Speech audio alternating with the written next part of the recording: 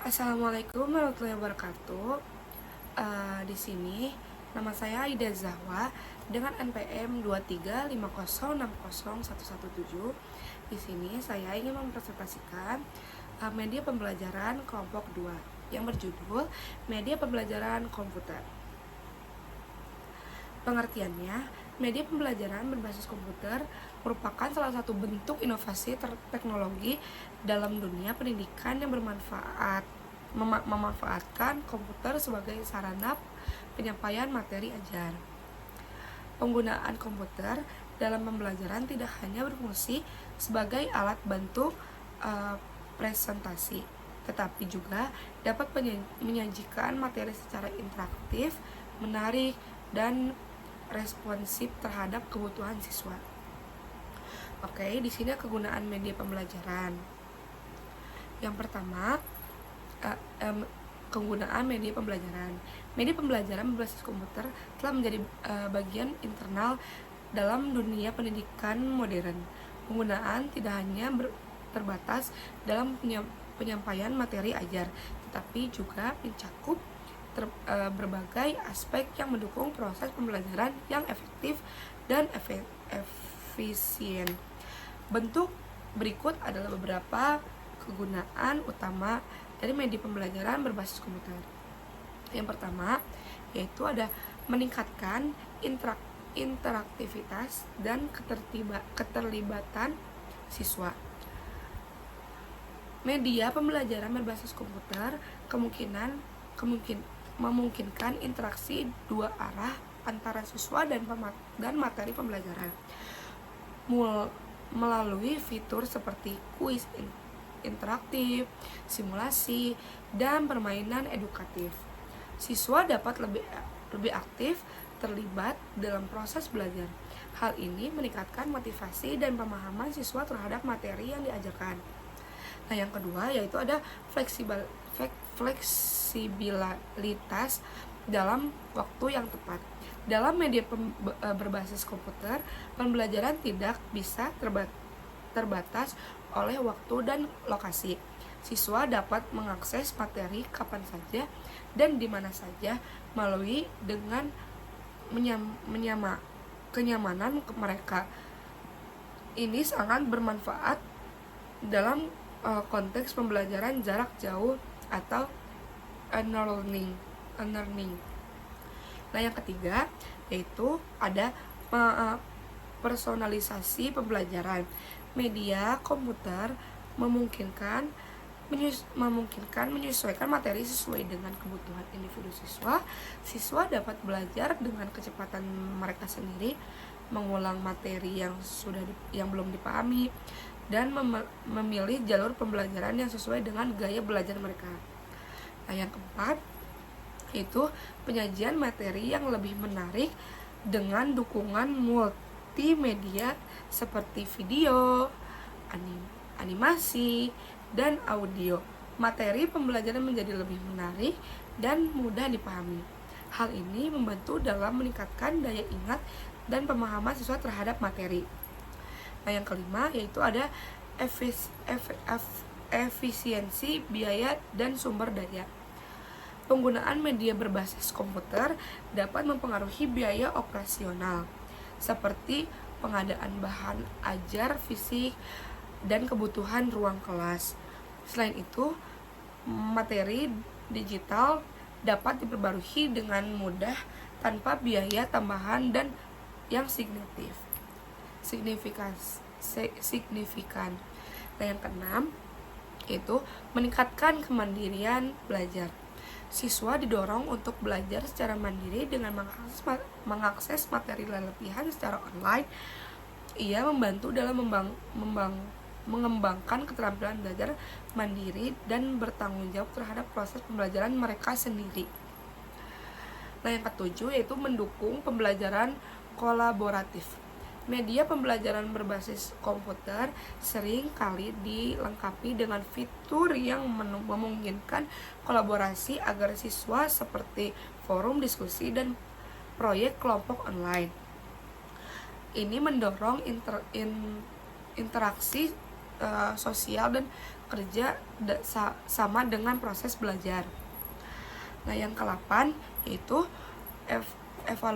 evaluasi dan umpan balik yang cepat. Dengan sistem evaluasi otomatis, siswa dapat menerima umpan balik segera setelah menyelesaikan tugas atau kuis. Hal ini membantu mereka untuk segera memahami kesalahan dan memperbaikinya. Dan yang ke-9 yaitu akses ke sumber belajar yang luas. Internet menyediakan akses ke berbagai sumber belajar tambahan seperti jurnal, artikel, dan video pembelajaran. Siswa dapat memperluas pengetahuan mereka di luar materi yang disediakan di kelas. Yang terakhir yang 10 itu adaptasi terhadap perkembangan teknologi. Penggunaan media pembelajaran berbasis komputer membantu siswa dan guru untuk tetap relevan dengan perkembangan teknologi. Ini penting dalam mempersiapkan siswa menghadapi dunia kerja yang semakin digital. Selanjutnya yaitu ada jenis media pembelajaran komputer.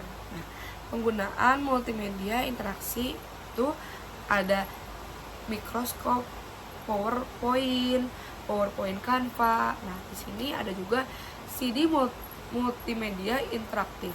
Itu ada model drill, model tutorial, model simulasi, dan model games. Nah, itu yang selanjutnya ada video pembelajaran, yaitu ada 3: digital kamera, video konferensi, dan CD-ROM sumber informasi. Nah, di sini selanjutnya ada keuntungan dan keterbatasan media pembelajaran komputer. Pertama ada keuntungan. Yang pertama ada interaktif dan menarik. Yang kedua ada pembelajaran mandiri dan fleksibel. Yang ketiga ada akses pembelajaran kapan saja. Nah, yang keempat ada visualisasi konsep abstrak. Dan yang keempat ada pembelajaran mandiri. Nah, sekarang ada keterbatasan. Yang pertama ada keterbatasan interaksi sosial. Yang kedua ketergantungan pada teknologi. Yang ketiga ada keterbatasan interaksi sosial. Yang keempat ada kemampuan siswa yang beragam. Nah, yang terakhir yang kelima yaitu keterbatasan materi. Oke, selanjutnya ada manfaat media pembelajaran. Manfaat media pembelajaran berbasis teknologi dalam proses pembelajaran siswa tentunya akan memberikan dampak yang lebih besar terhadap kesadaran belajar siswa, akan lebih menarik perhatian siswa sehingga dapat meningkatkan motivasi belajar siswa. Manfaat media pembelajaran berbasis komputer yaitu ada 6. Yang pertama ada meningkatkan motivasi belajar. Yang kedua yaitu ada mendukung pembelajaran mandiri. Dan yang ketiga ada meningkatkan efisiensi dan efektivitas. Nah, yang keempat yaitu memvisualisasikan konsep abstrak. Yang kelima memperluas akses informasi. Yang terakhir evaluasi yang tepat dan akurat.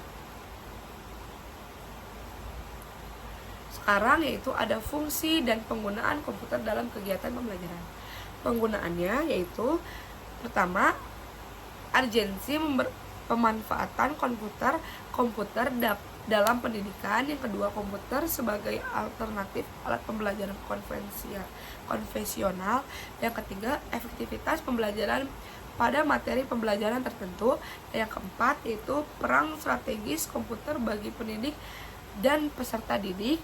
Yang keempat dampak negatif jika penggunaan komputer tidak diimbangi pendekatan humanis.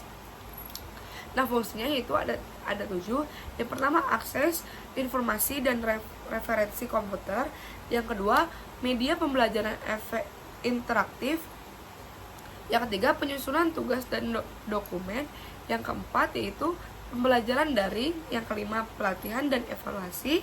Yang keenam kolaborasi. Yang ketujuh pengembangan keterampilan digital. Nah, selanjutnya ada peran komputer dalam meningkatkan interaksi siswa dengan guru. Komputer yang pertama, komputer sebagian media pembelajaran aktif siswa dan guru. Yang kedua, komputer sebagai media komunikasi siswa dan guru. Yang ketiga, komputer sebagai sumber pengetahuan lain. Yang keempat, komputer saat ini telah berkembang hanya karena komputer yang telah terhubung dengan internet. Yang kelima, siswa dapat menyalurkan dan mengembangkan kreativitas dan ide barunya melalui dunia vlog dan aplikasi yang dimanfaatkan guru untuk meningkatkan motivasi belajar siswa. Yang keenam, guru dan siswa dapat saling memberikan dan membentuk pengetahuan baru terhadap sumber-sumber bahan materi lain yang mereka dapat. Yang ketujuh, adanya pertukaran pendapat dan komunikasi dengan narasumber lain dalam interaksi di dunia maya sehingga pengetahuan yang terbentuk lebih luas. Yang ke-8 yaitu komputer sebagai ajang untuk mempertontonkan kreativitas tiap individu. Di sini ada beberapa dampak positif ya. Ada dampak positif peserta didik. Yang pertama, ada merangsang minat dan daya tarik siswa untuk terus belajar. Yang kedua, memberi ruang bagi siswa untuk turut berpartisipasi aktif dalam interaksi melalui diskusi dan tanya jawab dengan jaringan komputer yang terkoneksi dengan internet. Yang ketiga, berbagai media untuk mempertontonkan kreativitas dan menampilkan bakat mereka melalui ciptaan karya untuk mereka yang merasa mulai menampilkannya di masyarakat atau tidak. Nah, yang keempat, yang terakhir, mengembangkan pengetahuan siswa terhadap munculnya sumber bahan lainnya yang dapat meningkatkan pengetahuan dan pengenalan teknologi canggih. Nah, di sini ada dampak positif pendidik juga, yaitu ada komputer membantu pendidik dalam berkomunikasi dan menyampaikan materi yang tidak terjangkau. Yang kedua, yaitu mempelajari lebih efektif dan efisien. Pembelajaran dapat direncanakan tepat waktu dan jelas pencapaiannya. Yang ketiga, pendidik dapat membentuk dan membangun pengetahuan bersama dengan siswa. Nah, yang keempat, yaitu bahan ajar tidak hanya berasal dari satu sumber saja, di mana siswa dapat mencari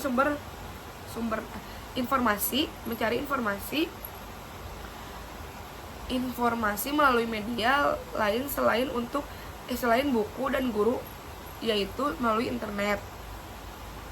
Di sini ada dampak negatif, yaitu adanya ketidakmampuan peserta didik dalam menerima pemahaman atau pengetahuan komputer sehingga mereka tertinggal